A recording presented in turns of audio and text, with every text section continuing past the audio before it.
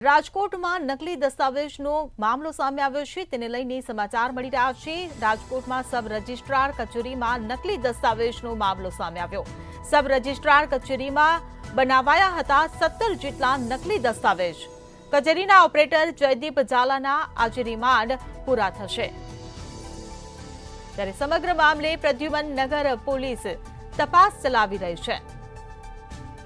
તો કરોડો રૂપિયાની જમીનના 17 દસ્તાવેજોમાં ચેડા કરવામાં આવ્યા હતા।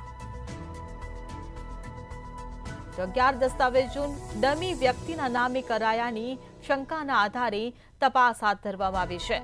જેમના નામે દસ્તાવેજો થયા તે લોકો હયાત જ ન હોવાનું સામે આવ્યું છે। ઓપરેટર જયદીપ ઝાલાએ પોલીસ પૂછપરછમાં વટાણા પેર્યા। તો જયદીપ ઝાલાએ પોતાના બચાવ માટે ફરાર આરોપીઓના નામ આપ્યા।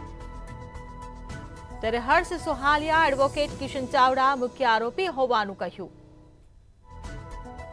તો રાજકોટથી આ સમાચાર મળી રહ્યા છે। સબ રજિસ્ટ્રાર કચેરીમાં નકલી દસ્તાવેજનો જે મામલો સામે આવ્યો હતો।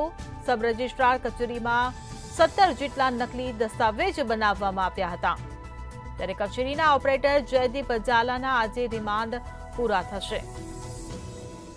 તો આ સમગ્ર મામલે પ્રદ્યુમન નગર પોલીસ તપાસ ચલાવી રહ્યું છે। ત્યારે કરોડો રૂપિયાની જમીનના 17 દસ્તાવેજોમાં ચેડા કરવામાં આવ્યા। આ સાથે 11 દસ્તાવેજો ડમી વ્યક્તિના નામે કરાયાની શંકાના આધારે તપાસ હાથ ધરવામાં આવી છે। જેમના નામે દસ્તાવેજો થયા તે લોકો હયાત જ ન હોવાનું પણ સામે આવ્યું।